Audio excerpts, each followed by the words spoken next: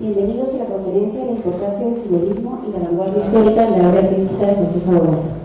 Hoy contamos con la grata presencia del Dr. Fernando Villegas, reconocido historiador del arte, profesor de la Pontificia Universidad Católica del Perú y de la Universidad Nacional Mayor de San Marcos. Entre sus últimas publicaciones destaca Vínculos artísticos entre España y Perú, 1892 y 1929. Asimismo, cabe mencionar el impecable trabajo del Dr. Villegas en el campo de la curaduría. Él estuvo a cargo de la exposición retrospectiva Miguel Arpaca Rossi, La materia cobra vida, arte e historia modeladas. Bienvenido, doctor. Gracias por venir. Esta vez me interesa presentarles un poco un trabajo que yo ya vengo realizando sobre la obra de José Sabogal, pero específicamente sobre el tema de el simbolismo y la vanguardia histórica y la importancia que tuvo en el trabajo de José Sabogal. En todo caso, lo que me interesa ver, ¿no es cierto? Ustedes saben que el proyecto de Sabogal y su grupo estaba relacionado con un mensaje de identidad, una búsqueda de peruanidad, y que eso lo lleva a buscar ciertos elementos dentro del arte que se manifiestan en torno a qué es lo nacional. Ahora, lo que tenemos que entender también es que en este periodo el arte nacional estaba relacionado con el proceso de la vanguardia histórica. Entonces tenemos por un lado un eje que va desde fuera, que es la recepción de la vanguardia histórica, y por otro lado tenemos una mirada nacionalista, que es la búsqueda de encontrar referentes de identidad. En todo caso, lo que teníamos en el medio local, ¿no es cierto?, relacionado a el proceso entre el simbolismo hacia la vanguardia histórica, era la obra de José María Eguren. José María Eguren es conocido como poeta, también tiene obra plástica, desarrolla fotografías muy pequeñas y está ligado a este tipo de paisajes. Él va a trabajar con Valentina Pagani de Casorati, una artista italiana, a finales del siglo XIX, y después, hacia 1910, está creando este tipo de obras que tienen que ver ya con elementos simbolistas. El simbolismo había nacido en el arte europeo como una reacción al naturalismo y al impresionismo, una posibilidad en la cual se buscaba agudizar la mirada introspectiva de los artistas y poder a partir de esa mirada darnos algunos referentes. Estas son algunas obras para yo un poco contextualizar 1910. Claro que la obra de Eguren es una obra que podríamos considerar aislada en este periodo, porque en la crítica artística estaba Teófilo Castillo. Y hacia 1916 se va a producir una polémica que se va a dar en torno al paisaje entre tres artistas. Por un lado estaba Svetozar Franciszkowicz, un artista de procedencia argentina que había pintado el lago Titicaca. Estaba Rouraux Sandamberro, que era un artista con tendencias simbolistas y que estaba apoyado por Abraham Valdelomar, por José Carlos Mariátegui, pero el Mariátegui de la Edad de Piedra, que escribía bajo el seudónimo de Juan de Croniquier. Esta obra de Rouraux Sandamberro, es un artista español, fue publicada en Colonidia, que es la revista de Valdelomar. La polémica se desató en torno a la crítica artística. Teófilo Castillo, desde Variedades, dijo que la obra de Oxandamberro no era una obra importante, que era una obra que evadía la realidad y que no necesariamente representaba lo que él manifestaba, que era una suerte de naturalismo e impresionismo, que era lo que él avalaba dentro de la crítica artística y lo que él mismo hacía a través de sus paisajes. En todo caso, Castillo estuvo vinculado a la obra de Franciszkowicz, y quienes hablaron en la crítica artística a favor de Rouraux Sandamberro fue José Carlos Mariátegui y Valdelomar. El propio Castillo, siendo director artístico en Variedades, puso esta obra de Francesco Sartorelli, un artista italiano, titulada Mañana Gris en Variedades en 1916, diciendo el verdadero naturalismo impresionista que él tenía que defender. Sin duda, si seguimos un poco el desarrollo del arte, podemos seguir lo dicho por Mirko Lauer, cuando aparece el tema de la representación indigenista, o sea, el cambio entre Teófilo Castillo y José Sabogal. Lo dicho sobre el indio es aplicable por extensión al universo rural en su conjunto. El tránsito del paisajismo de la segunda década del siglo, del indigenismo de la tercera y parte de la cuarta, no solo trae la llegada del tema del indio a la pintura, sino también una modificación sustancial de ese paisaje, que pasa a ser un escenario natural a ser un escenario social, en el que cumplen un rol importante la pintura de arquitectura andina. En sí, si nosotros vemos el tipo de paisaje que alentaba Teófilo Castillo, este es el paisaje que hace en 1920, antes de autoexiliarse en Tucumán, Argentina. Este es un paisaje del Huascarán. El propio Castillo en sus crónicas menciona que estuvo en el lago del Huascarán y estuvo en la madrugada para poder captar los efectos de la luz y los contrastes que esto producía frente al agua, a Yanganuco.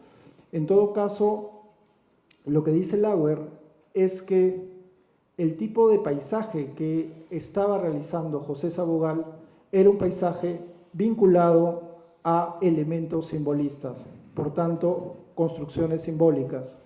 Y en este caso, podemos decir que José Sabogal, ya desde el comienzo de su carrera, hacia 1916, está realizando en Jujuy, Argentina, una primera exposición con temas de paisaje. Es el propio Castillo que lo presenta en Variedades y nos dice: José Sabogal, de quien aquí se inserta el retrato, es otro nuevo pintor nacional que surge en el horizonte argentino. El provincial de Jujuy le consagra entusiastas elogios con motivo de la exposición de sus paisajes. Esto lo está diciendo en 1916.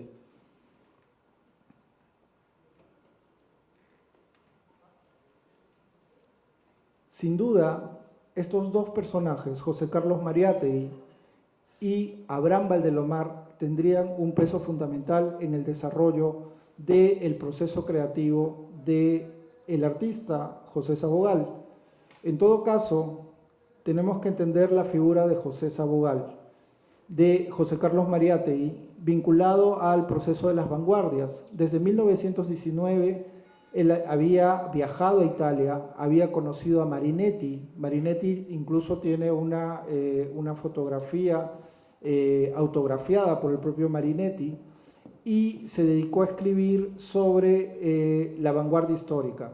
Mariátegui tendría una recepción, en un primer momento se acercaría al futurismo, al cual luego rechazaría por su vinculación al fascismo. Después estaría más vinculado al expresionismo y al surrealismo.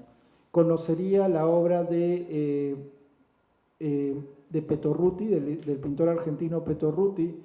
Estaría en la exposición en la Galería Testum de Walden en Alemania, y él hacia 1924 publicaría Figuras y aspectos de la vida mundial, la extrema izquierda del arte actual, el expresionismo y el dadaísmo. En todo caso, tenemos que Valdelomar, o sea, los dos protagonistas de esta crítica que hubo hacia 1916 en torno al paisaje, lo podemos ver también en la figura de Valdelomar. Valdelomar va a ser, de alguna manera, va a ser conocido con José Sabogal cuando José Sabogal está regresando de Jujuy en un viaje que primero está en el sur andino, se queda 6 meses en Cusco. En Cusco, Valdelomar ha desarrollado una suerte de discursos que está dando con temas nacionalistas y con temas culturales a distintas partes del Perú, Y acá podemos ver una fotografía que es donde el conde de Lemos se la está dedicando a José Sabogal, tomada por Juan Manuel Figueroa Aznar.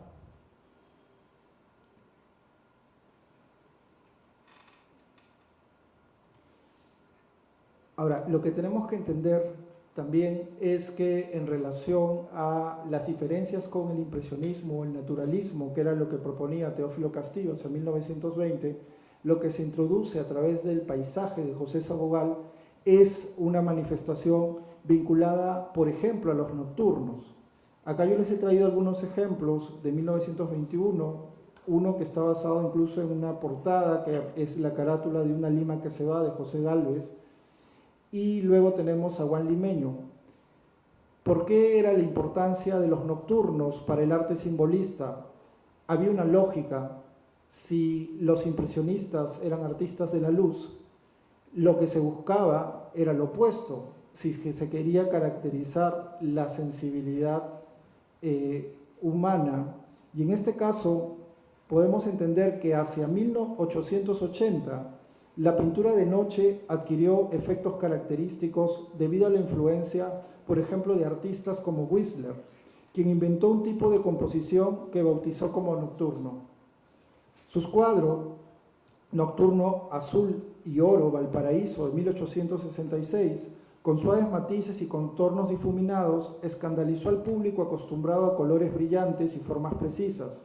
Se estableció una visión atmosférica, fantasiosa y delicada de la ciudad moderna. Se buscó un estado meditativo y evocador. Se había planteado el nocturno como un fenómeno específicamente urbano. Un motivo era el alumbrado de gas que había transformado a la ciudad. Ahora, el término nocturno específicamente en el siglo XIX estaba más vinculado a las piezas musicales. Hacia 1801, Beethoven todavía designaba sonata al claro de luna. Sería el compositor irlandés John Field quien en 1814 estrenó el primer nocturno en Moscú. Entre 1827 al 46, Frédéric Chopin estrenó sus 21 nocturnos.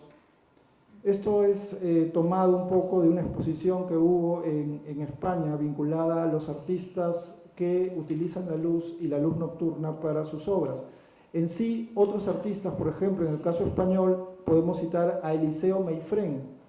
Eliseo Meifrén fue uno de los pintores que más cultivó el nocturno, incluso abandonó algunos planteamientos de sus colegas de la Escuela Luminista de Sitges, que nunca quisieron pintar la oscuridad.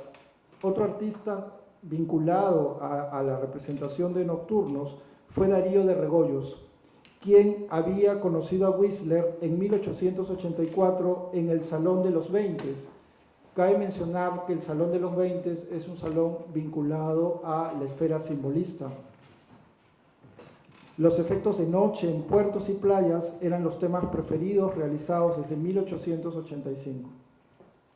Acá lo que vemos es la presencia de los elementos simbolistas. Esta es la primera exposición. Este cuadro, el Tambo Nocturno, les he puesto el costo del cuadro porque en realidad no era un precio menor. Paisaje estridente en apariencia, pero refinado, es lo que le dijo Teófilo Castillo en 1919 a este nocturno presentado por José Sabogal. Otros ejemplos, en 1921, el Patio Azul. Para entender lo que nos menciona Lauer, de que los paisajes en Sabogal se vuelven convenciones, hay que entender que muchos de los paisajes van a estar dentro de esta narrativa. La plaza central, alrededor las construcciones arquitectónicas y detrás un paisaje montañoso. Ese es un elemento compositivo que van a aparecer recurrente en varias de las obras de José Sabogal, y otra cosa, los personajes generalmente de espaldas. Acá tenemos otra obra. Yo lo que estoy haciendo ahorita es un recorrido por los paisajes de José Sabogal. Esta es La Puna de 1939. Pero el paisaje adquiere también sentidos de carga ideológica, porque la obra de Sabogal es eminentemente ideológica y era justamente el simbolismo el que privilegiaba la idea por encima de la copia naturalista de la representación.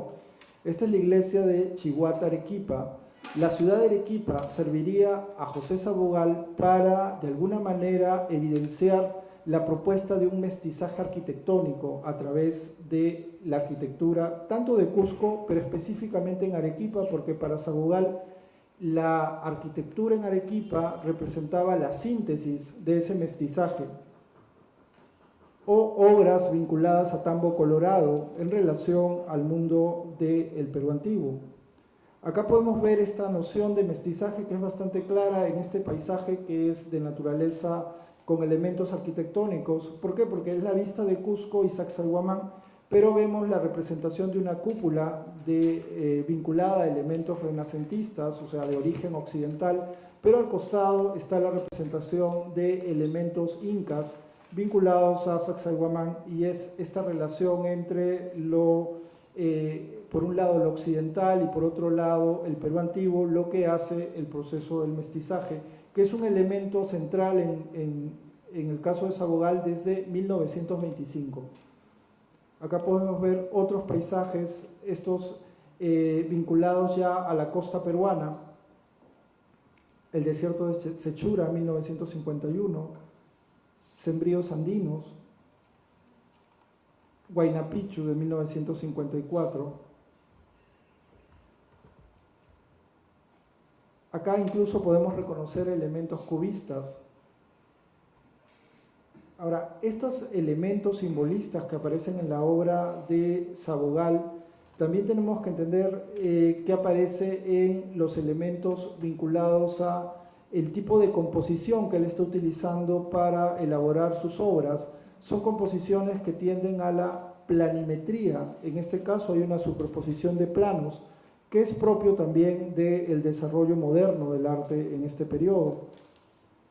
La alegoría de Bolívar del 50 es claramente alegórica, o la representación de la procesión del Señor de los Milagros.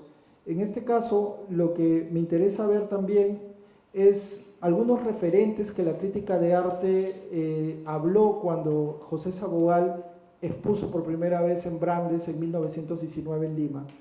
Dijo que tenía el color de Hermen Anglada Camarasa, pero tenía los tipos costumbristas de Ignacio Zuloaga.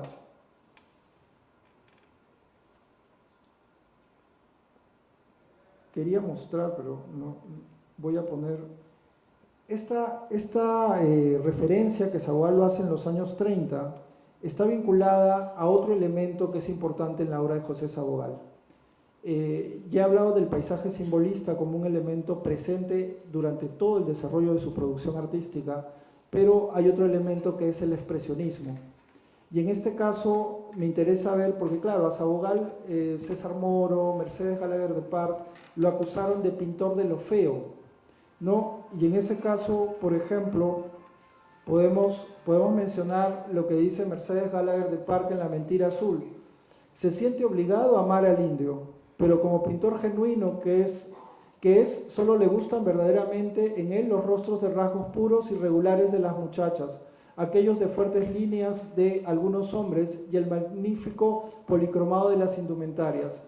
Cuando pinta tales temas sobresale y produce obras magníficas, pero a menudo se siente obligado por hacer indigenismo, a tratar temas desprovistos de verdadero interés pictórico, y entonces la pícara empatía reprimida se venga, haciendo brotar de su inconsciente esas deformaciones indigenoides que calumnian a los indios sobre pretexto de ensalzarlos y que tan fervorosamente imitan sus discípulos. Siente en general antipatía y desdén por nuestros mulatos costeños, aunque suelen ser tipos tan simpáticos, pues lo demuestran ciertos estudios de la procesión del Señor de los Milagros, en que los devotos aparecen como perfectos ejemplares del hombre de las cavernas.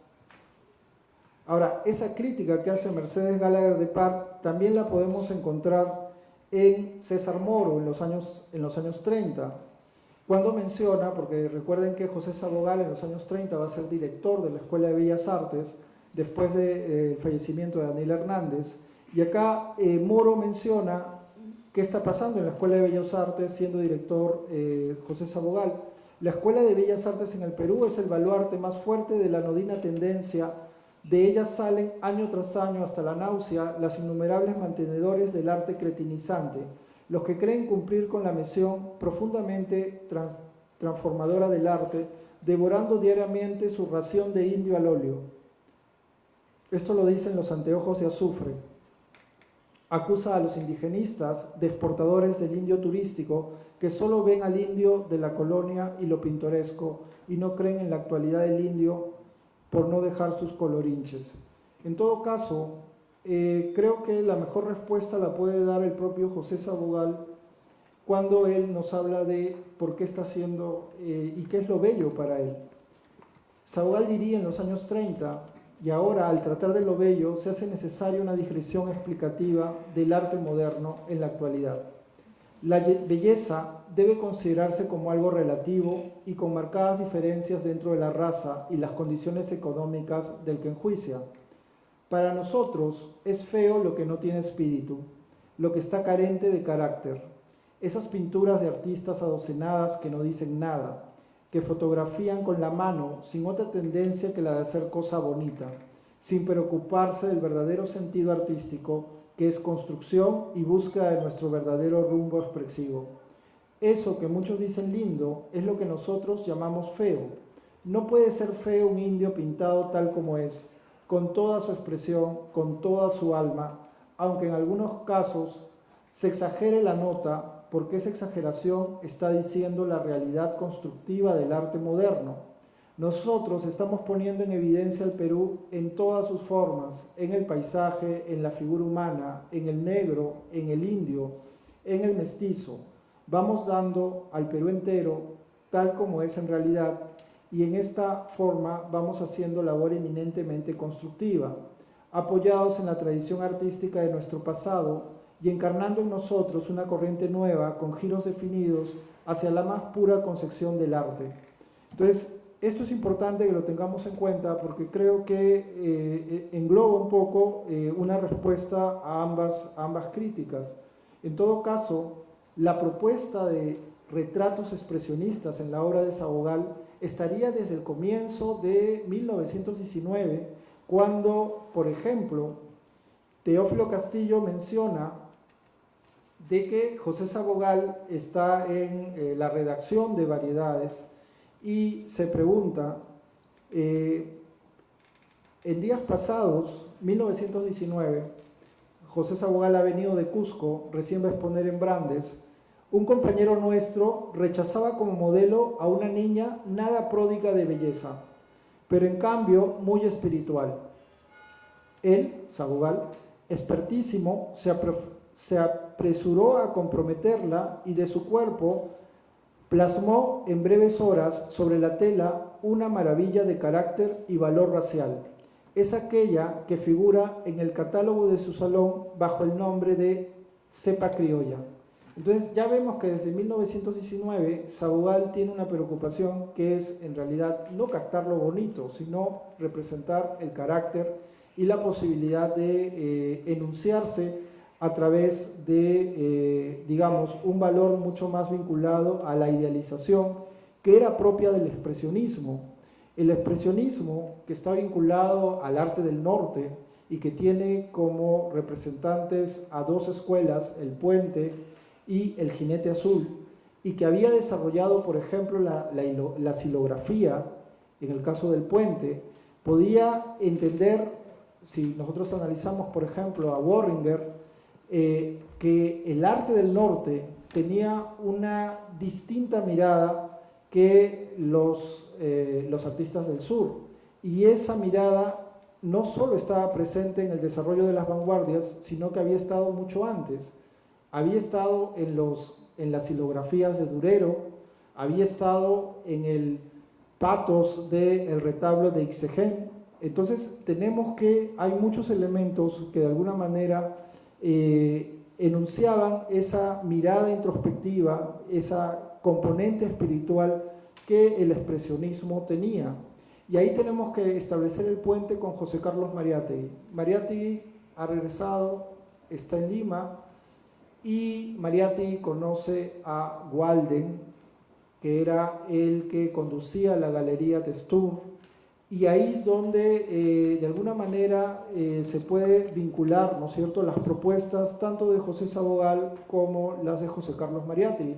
Recuerden que sería Sabogal el que le diría a Sabogal, Sabogal sugeriría a Mariátegui el nombre de la revista, que en un primer momento se iba a llamar Vanguardia y después terminaría, por sugerencia de Sabogal, llamándose Amauta, que era la idea de enseñar. Entonces, si nosotros revisamos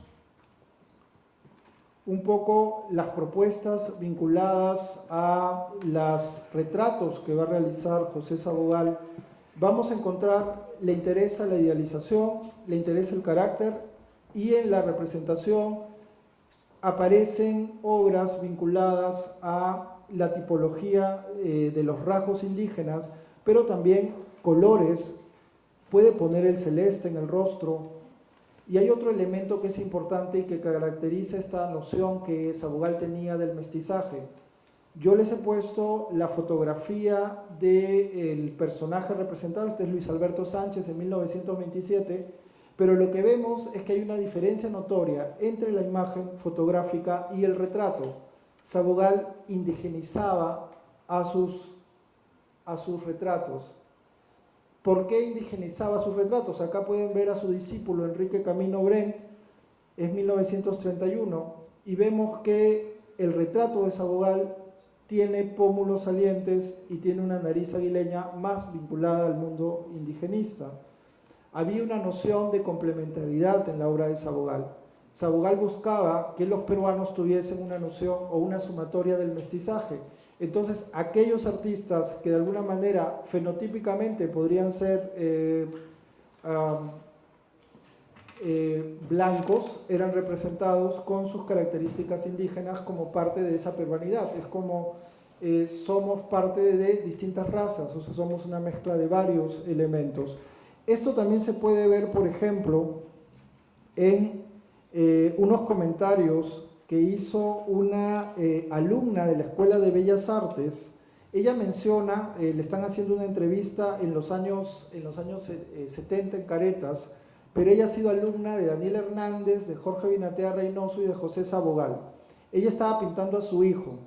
Recuerdo un día cuando llevé a la escuela a mi hijo, lo estaba retratando con un abriguito verde. El maestro Hernández y Binatea me dijeron que estaba bien, que no le hiciera nada más. Sabogal vino y me pidió la paleta. Se la di. Cogió el pincel y de un brochazo le cambió la nariz a mi hijo y se la dejó convertida en una de esas narices de sus indios. El pequeño se puso a llorar. Esto lo dice Carmen Rosa Jaramillo de Infante, que es una discípula de Hernández en los años 70, pero desde sus memorias, ¿no es cierto? Entonces, lo que tenemos que entender es que en Sabogal tenemos ambas cosas, ¿no es cierto? Lo que yo les expliqué al comienzo es que la vanguardia histórica viene al Perú, pero nuestra vanguardia es particular, porque nuestra vanguardia dialoga con sentimientos de identidad y de peruanidad que son propios en la obra de Sabogal, en los retratos de Sabogal. O sea, sí hay elementos formales expresionistas, pero por otro lado hay un sentido de buscar en estas representaciones modelos de identidad. Y acá pueden ver, por ejemplo, la foto de Carlota Carvalho Bernstein y vemos cómo ha cambiado en el retrato. Entonces, es un poco estas miradas, ¿no es cierto?, que son presentes en las obras. Acá tenemos a Alicia y Cela Bustamante, que son las cultoras del arte popular peruano a través de la Peña Pancho Fierro, y vemos cómo se han indigenizado, ¿no es cierto?, a través de sus retratos. Lo mismo con Teresa Carvalho. Yo les he traído las obras de retratos de los más cercanos a José Sabogal, porque son sus discípulos. Y lo mismo va a aparecer, por ejemplo, en el tema de los colores, ¿no es cierto?, que son importantes en los referentes vinculados a ese arte expresionista, porque a José Sabogal lo que le interesa no es copiar el literal, no es copiar lo bonito, sino en sí es plasmar el carácter. Y en este caso, por ejemplo, Perfil Huanca, 1937, justo es en la época en la cual Moro habla de la ración de indios, ¿no es cierto? podemos ver que las formas angulares, la planiformidad en la composición, nos remite directamente a artistas expresionistas como Eric Heckel. Este es otro retrato, es Luis Castilla, guardián de Bellas Artes. Y vemos esta necesidad de Sabugal de insertarse, ¿no es cierto?, con la vanguardia artística en la obra y a través de sus retratos. Bueno, he traído algunos ejemplos, varios en realidad, para que ustedes puedan notar esa posibilidad de representar el retrato expresionista en la obra de Sabugal.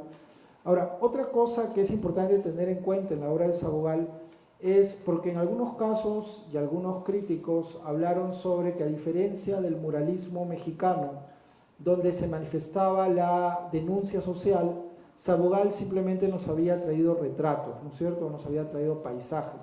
Y en este caso lo que tenemos que entender es que esta obra, que fue publicada en Amauta, que se titula El Gamonal, expresamente es una obra de denuncia social, porque representa a los indígenas cargando bultos y hay un niño que nos está de alguna manera contemplando directamente y confronta al espectador, pero detrás, en segundo plano, está el gamonal. Entonces, esta obra fue reproducida en Amauta y expresa el contenido de denuncia social a la par de la vanguardia, porque la vanguardia, en este caso, estaba muy vinculado al mundo de la izquierda, y en este caso también, por ejemplo, Hernández o Teófilo Castillo hablaban de arte bolchevique cuando se referían a la vanguardia, cosa que siempre rechazaron, ¿no es cierto? Siempre manifestaron su alejamiento. Otro elemento que nos ayuda a entender las influencias de José Sabugal, vinculado al simbolismo, es la obra de Ignacio Zuloaga. Zuloaga sería un artista que en España rescataría la obra del Greco, haciendo procesiones en Barcelona. Pero, ¿qué era lo que había visto Zuloaga en la obra del Greco? Había visto su carácter simbolista. Cuando nosotros comparamos la obra, yo les he puesto el Barayok de Chincheros, junto con Ignacio Zuloaga, El Anacoreta, el paisaje que construye Zuloaga en sus obras son paisajes convencionales, son de naturaleza simbólica, no son realistas. Lo mismo está haciendo José Sabugal, pero lo está haciendo de dos maneras: el paisaje es simbolista y el retrato es de naturaleza expresionista. El Barayok de Chincheros no representa un retrato específico de un personaje, sino que representa el jefe o autoridad del pueblo, de la comunidad en su conjunto. Entonces, ambos artistas están utilizando figuras de alguna manera representativas, que representan, que de alguna manera dan a conocer su pertenencia o específicamente al lugar, sea Cusco o sea, en este caso, Toledo. Estos son ejemplos también vinculados a la obra de Sabugal con temas, el Barayok. Esta es una obra que en los años 30 causó mucha polémica por el tema de representar lo feo, ¿no es cierto? Esto también me hace recordar a otra escultora importante de la década del 20, que es Saco. Ella hace también temas vinculados al mundo indígena, y lo que ella quería proponerse era romper ese canon de lo bonito, de lo bello, a través de poder representar la estructura corporal del cuerpo indígena tal como era, distinto al occidental. Ahora, otro elemento que también tenemos que ver es el retrato simbólico, y el retrato simbólico en la obra de Sabugal se enuncia a través de Garcilaso.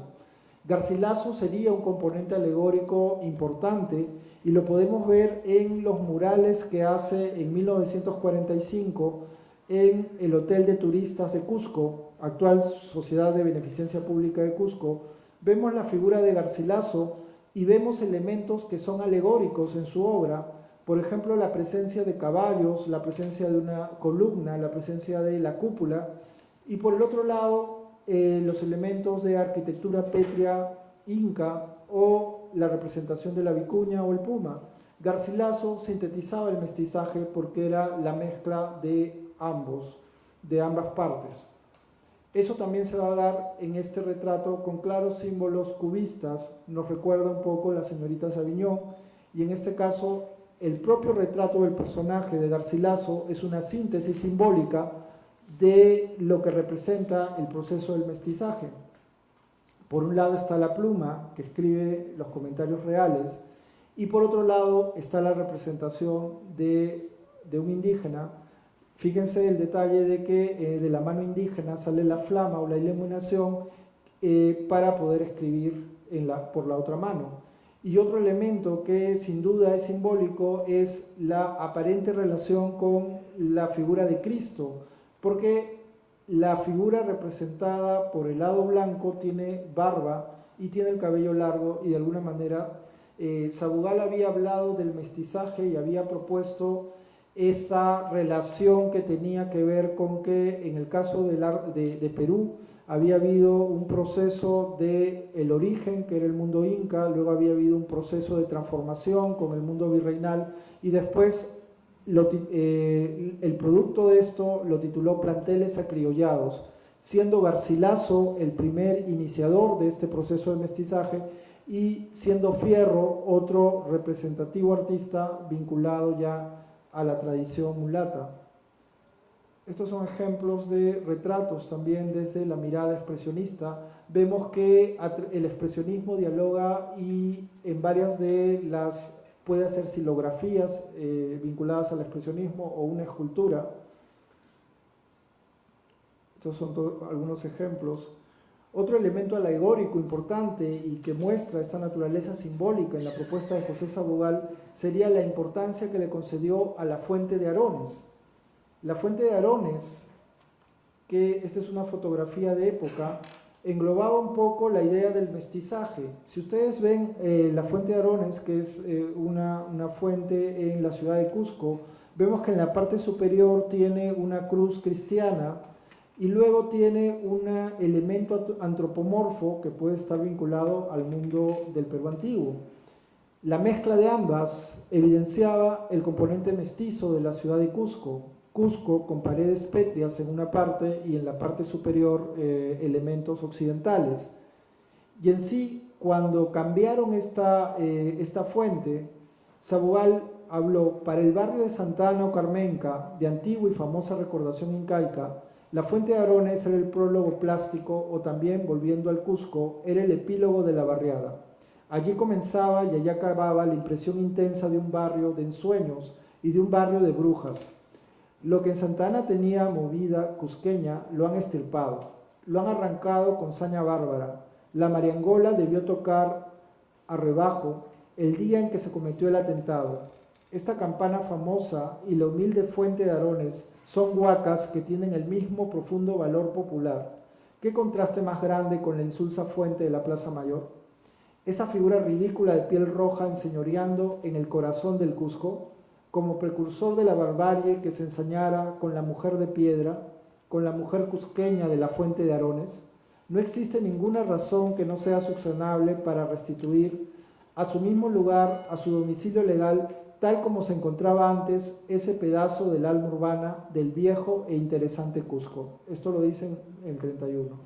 Y vemos que esa configuración de vincular al mundo mestizo se puede ver a través de este paisaje, donde es un paisaje urbano con elementos arquitectónicos, se titula Cusco en 1925, aparece la fuente de Arones y aparecen los muros pétreos incas con los elementos occidentales.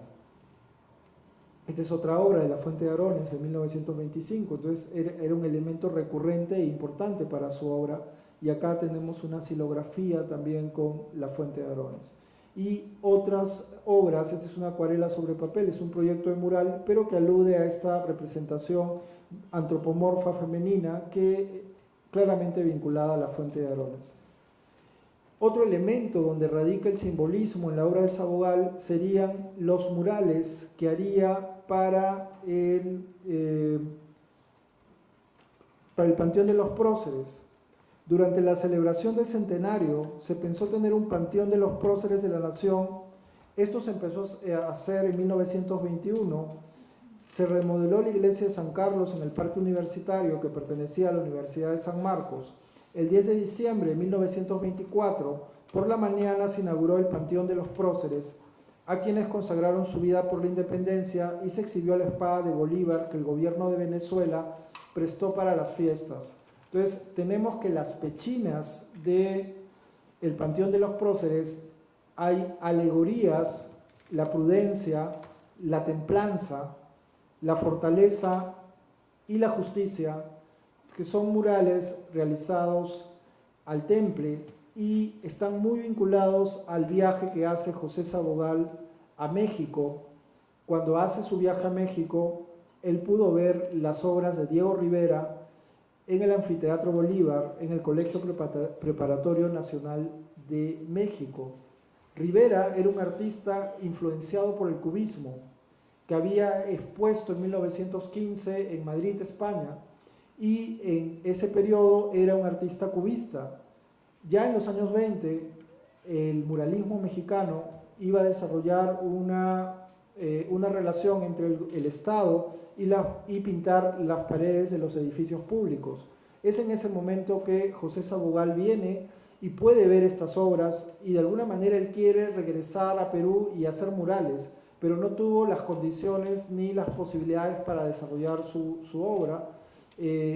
Realizaría esta obra, que sería uno de los lugares, digamos, vinculados, digamos, al Estado, pero por lo general los murales de Sabogal están relacionados a los privados, o sea, a las casas de sus familiares o conocidos, pero él no llega a ser, o sea, esa es una diferencia sustancial entre el muralismo mexicano y lo que luego va a desarrollar Sabogal y algunos de sus discípulos, porque también Blas o Enrique Camino Brent hacen murales. Entonces tenemos otro ejemplo de alegoría simbolista en la obra de Sabogal, a través de la representación de los murales que hace para el Panteón. Y luego otro ejemplo para hablar sobre el grabado simbolista en la obra de Sabogal, podríamos ver la gráfica que él está haciendo. La gráfica que él está haciendo manifiesta elementos modernistas, simbolistas y expresionistas. Acá tienen una obra de Daniel Russo, Así ha cantado la naturaleza, de 1920, donde vemos elementos vinculados, una, al trabajo silográfico, que era común al desarrollo del expresionismo alemán, recuerden el grupo El Puente, Alborada, que es también otra publicación. El atrio de las lámparas muestra elementos simbolistas y muestra el uso de la gráfica silográfica a través de las ilustraciones. Esta es una silografía que él va a hacer en México. Chacareras de Pucará, de 1925. Y acá también de Erich Heckel les he puesto una obra para que la podamos comparar con la propuesta de José Sabogal, para que ustedes claramente puedan ver la relación vinculada al expresionismo en su obra. Quizás en el grabado José Sabogal se manifiesta mucho más directo. O sea, quizás en el retrato que vemos los colores no es tan patente esta posibilidad de la misma naturaleza de hacer el grabado silográfico. Recuerden que es talla en madera, le permitía estos caracteres expresivos en su obra, ¿no?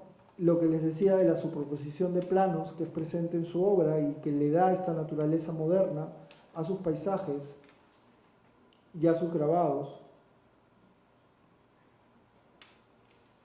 son algunos ejemplos que yo he querido mostrar para demostrar un poco la naturaleza de José Sabogal. Entonces, en resumen, yo lo que quería decirles es, la vanguardia peruana se dio de una naturaleza dual.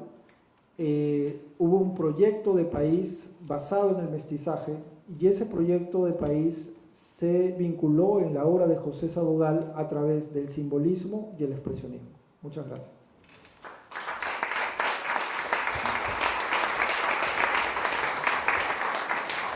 ¿Tienen alguna pregunta? ¿Alguna pregunta?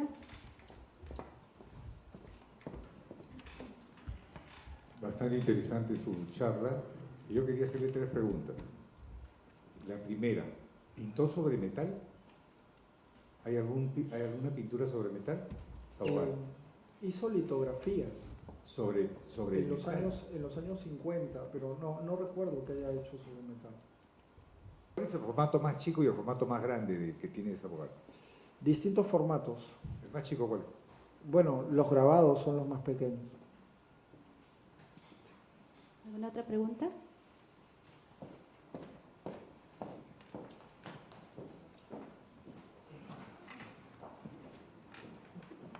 Agradezco su exposición. Mire, yo soy cholo y en esta hora que he estado acá me deprimo. Me viene un pintor, Sabogal, y enseña lo feo de nosotros. En una época en que estamos en la filosofía aspiracional, en que todos quieren ser bellos, porque la belleza produce placer, pues, desarrollo. En cambio, lo otro produce depresión. Todos queremos evitar ser cholos. De ahí que el racismo se impone, pues, con fuerza, ¿no? Y está remarcado ahora. Eso de Sabogal, la época de Sabogal, representa al cholo que no somos. Los cholos somos emprendedores, campeones mundiales, ¿no? Y grandes, es un país grande. Si es que volteamos y alejamos a Sabogal de nuestra educación, me parece que sería un éxito. Y más bien exaltar lo bueno que podamos tener y no agudizar más el contraste para que se diga, tenemos razón en despreciar al cholo de M, porque mira qué horrible, qué feo, dibujado en colorinches, dibujado de espaldas, de una arquitectura en que estaba pues la maravilla del Palacio de Versalles, y acá estábamos atrasadísimos, primitivos. Qué manera de deprimir. Eso es lo que quería comentar. Otra cosita, ¿por qué? Es que cuando Mariátegui se acerca a él y se conocen, ¿no? Las ideas de Mariátegui no pudieron calar y hasta ahora estamos padeciendo de que Mariátegui, que tenía un proyecto para el Perú, no se ha podido realizar. Digamos, el tema de lo feo y el tema de lo bello, ¿no es cierto? Ese es un tema que en realidad es un tema que tiene que ver y que tenemos que pensar en el concepto de lo moderno. Y el concepto de lo moderno, yo pensaría en Goya, ¿no? Y pensaría en que cuando se habló de Goya y cuando Goya empieza a hacer las series de La Quinta del Sordo, él empieza a explorar otros elementos de la naturaleza humana, como la soledad, la rabia, la locura. Y la pregunta sería, ¿el arte solo tiene que expresar lo bello? Entonces, respondiendo un poco a la pregunta sobre Versalles, ¿no es cierto? Lo interesante de los modernos es que empezaron a descubrir otra estética que era el aquí y el ahora.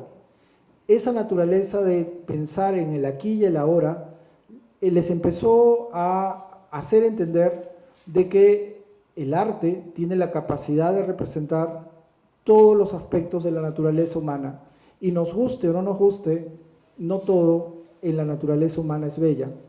Entonces, la importancia de Sabogal en su momento radica en que es uno de los primeros que está viendo una necesidad de incorporar todos los elementos de lo que define la idea de peruano. Ahora entendemos que somos un país multicultural, heterogéneo. Se ha demostrado la riqueza que tenemos a través de, por ejemplo, la gastronomía. Y Sabogal en este periodo, en los años 20, ya nos está diciendo de que somos esa sumatoria y lo está poniendo en sus retratos. Y no solo está pensando en el cholo, está pensando en el mulato, está pensando en las distintas variantes que representan lo peruano a través de ese mestizaje.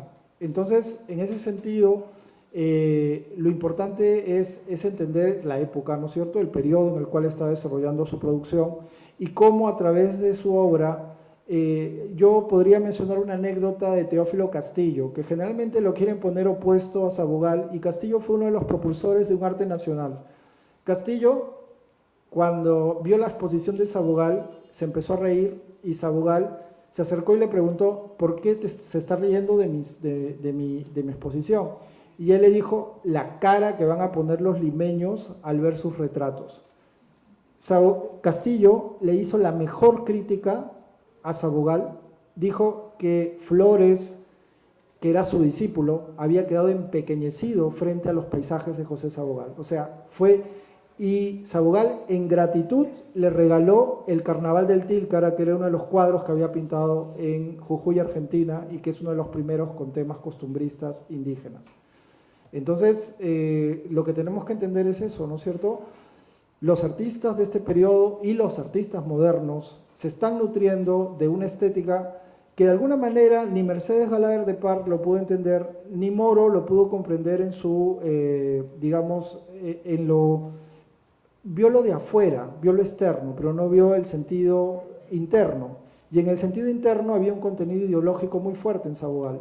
Por eso es la noción también de José Carlos Mariátegui, por eso le dice que tú eres el primer pintor peruano, pero se lo dice porque en ese sentido le dice, no ha habido antes nadie que haya pintado al Perú, y en este caso eso se lo dice en Amauta, pero claro, Mariátegui se corrige y dice, bueno, pero tú vas a decir de que seguro alguno de los indios de la serranía que hace mates es el primer pintor peruano, pero en todo caso, ¿qué es lo que reconoce Mariátegui en Sabogal? Para Mariátegui, las vanguardias, que él las conocía de primera mano, o sea, había visto el expresionismo, había estado con Marinetti, el futurismo, había estado con Petorruti, que es un artista argentino vinculado al cubismo, él las conocía de primera mano, pero ¿qué valoró en Sabogal? Valoró la propuesta ideológica, la idea de buscar a través de lo peruano un contenido en la obra gráfica. Y lo que me interesa demostrar ahora en esta exposición es que no tiene que haber una separación entre el contenido de la vanguardia con un arte nacional, que en Sabogal se está dando el expresionismo, se está dando el simbolismo, pero al mismo tiempo hay un contenido ideológico de país. Y eso es lo interesante de nuestra vanguardia.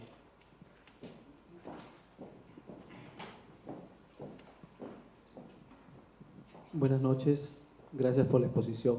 Mi pregunta va en el sentido ideológico. ¿Cree usted que tiene futuro la propuesta ideológica de Sabogal en estos días? Y para futuro ese es uno.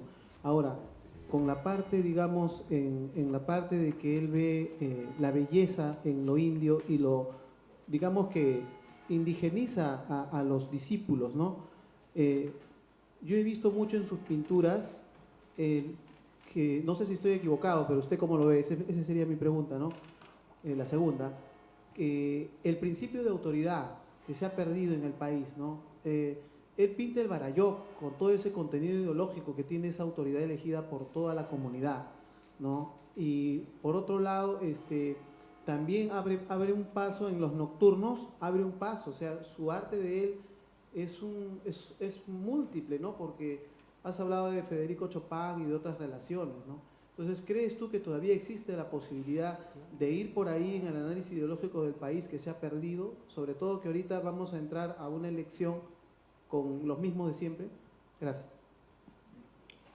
Bueno, creo que eso ya es más hacia el tema de la realidad nacional, ¿no? Pero yo creo que el mensaje, y de no solo de Sabogal, de todos los intelectuales del 900 que pensaron el Perú, ¿no es cierto?, y que se preocuparon por el Perú, es bastante claro, ¿no? Es la idea de encontrar un país con una posibilidad, como decía Basadre, ¿no?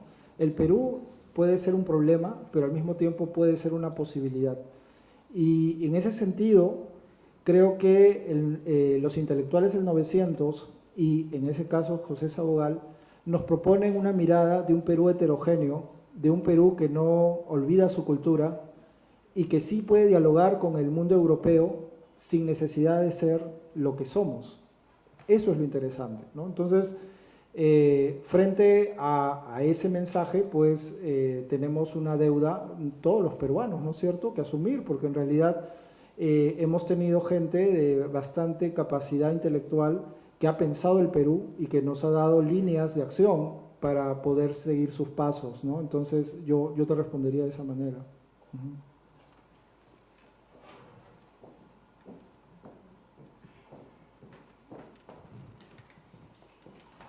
Muy buenas noches. Usted habló al comienzo, hizo referencia en Sabogal, me parece que expresaba, bueno, sobre sus viajes a Argentina, Jujuy, también dijo de Tucumán, ahora que está en boga de lo que son los exilios. Usted dijo de que se autoexilió en Tucumán, eso no sé. Castillo. Por Castillo. Teófilo Castillo. Me equivoco. Ya, esa era la observación, gracias. Sí. Bueno, si queremos hablar de exilio en José Sabogal, Sabogal cuando crea el Instituto de Arte Peruano en el 31 y en el 46 como que de alguna manera lo han aislado en la Escuela de Bellas Artes, él empieza a trabajar con sus discípulos en el Museo Nacional de la Cultura Peruana y es un trabajo, van a ser casi 250 acuarelas, van a ser la colección oficial de arte popular porque van a recorrer todo el sur andino. Sabogal va a publicar obras, pero podríamos decir que era una especie de exilio, un exilio interior a través del museo, porque en realidad el proyecto continuaba, pero era un proyecto cerrado, ¿no es cierto? Buenas noches y gracias por la exposición. Sí, quería consultarles que cómo es que José Sabogal tuvo éxito en ese contexto en el que la sociedad limeña apreciaba más el arte europensante, se podría decir, y como bien señala Sabogal en una entrevista en una revista chilena, una sociedad que miraba más a mar afuera que mar adentro. Bueno, hay una frase de Humboldt que dice que Lima está más cerca de París o de Londres que de los Andes. Y esa era una mentalidad en el siglo XIX. Pero en torno a la idea de nación, ya tenemos desde Teófilo Castillo en la crítica artística en el 900, que está apelando a un arte nacional. Él viaja al sur andino y hacia 1917 ha descubierto el color en el sur andino. Y les dice, a pesar de las críticas que hay, a los jóvenes pintores, vayan al sur y pinten esos paisajes. Entonces él empieza a hacer una valoración del paisaje con contenido nacional. Entonces, la recepción de Sabogal creo que ya estaba preparada por Castillo. O sea, Castillo había preparado la idea de un arte nacional. Y es el propio Castillo el que le da el espaldarazo cuando hace la exposición en Brandes. Ahora, esto fue cambiando poco a poco. O sea, digamos, el propio Arguedas en los años, cuando él está estudiando en la costa, es discriminado por hablar quechua. Entonces, paulatinamente es como el proceso migratorio hace que Lima se vuelva más el Perú, ¿no es cierto? Y eso es lo que de alguna manera después va a reflejar José Sabogal, ¿no? O sea, Sabogal en los 20 ya está hablando de un Perú de distintas tradiciones y de distintas herencias culturales, ¿no? Entonces, yo creo que es eso, ¿no? Lo que hace que tenga una recepción importante en la década de los 30, pero solo lo va a tener entre los 20 y los 30, porque en los 40 viene nuevamente el universalismo, viene Ricardo Grau y vienen otras posturas que empiezan a enmarcar la obra de Sabogal como turística, folclórica y ya no de naturaleza universal.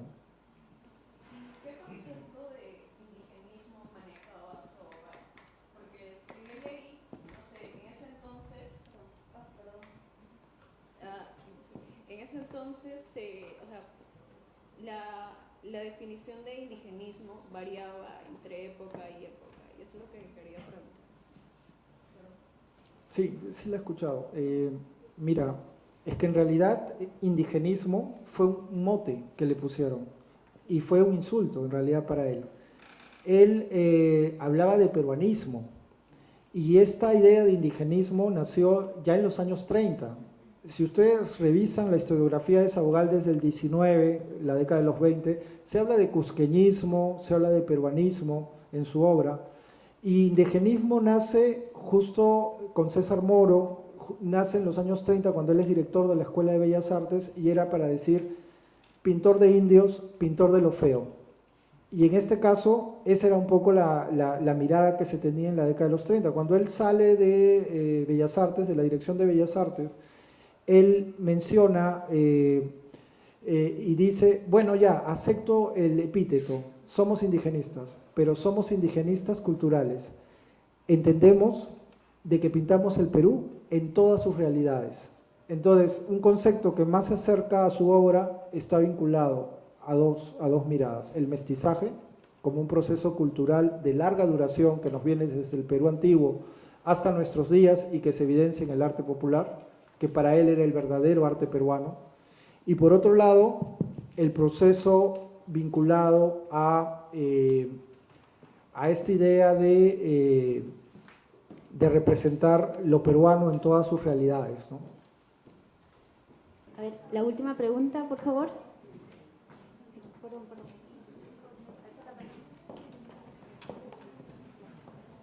Quisiera saber si usted ha hecho algún estudio específico sobre el Barayó de Chincheros. Es una pregunta. Y la otra pregunta es, ¿qué opina sobre el neoindigenismo que se está dando acá en el Perú? Con toda esta explosión de la gastronomía. O sea, el indigenismo no se va a, ¿cómo se llama?, a hacer como antes, ¿no? Ahora, las nuevas expresiones indigenistas, la selva, todo esto que está yendo a Arco, ¿qué opina de todo eso? Bueno, es una pregunta vinculada más a, bueno, lo primero es que sobre el Barayó de Chincheros, ¿no es cierto? En sí el Barayó de Chincheros, y eso ya se ha visto, estaría muy vinculado a esta idea de una continuidad. Si ustedes comparan el Barayó de Chincheros con la obra de El habitante de las cordilleras de Francisco Lazo, pintado en 1855, pueden darse cuenta que ambas tienen un carácter simbólico, porque ambas representan la idea del indio. En el caso de Sabogal, él muestra un ceramio moche, muestra el traje contemporáneo de la época de Surandino, que él ha visitado en 1849, y un rostro en sombra, ¿no?, que no sabemos exactamente, pero ahí lo que él está poniendo es la idea de un indio desde el pasado hasta un futuro que él no, con este rostro desdibujado, no nos dice exactamente quién es. Sabogal hace lo mismo con la representación del Barayó de Chincheros. Lazo anuncia a Sabogal.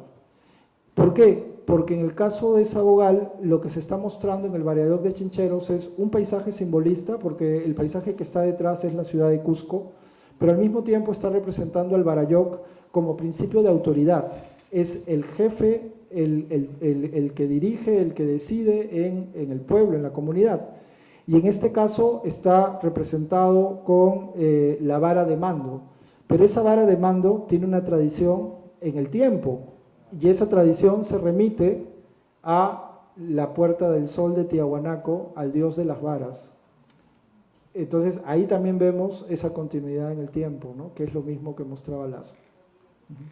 Agradecemos al doctor Fernando por tan magnífica ponencia y también a todos por sus preguntas, ¿no? Los invitamos también a visitar el canal de YouTube donde se cuelgan todas las conferencias y presentaciones del libro. Muchas gracias. Gracias.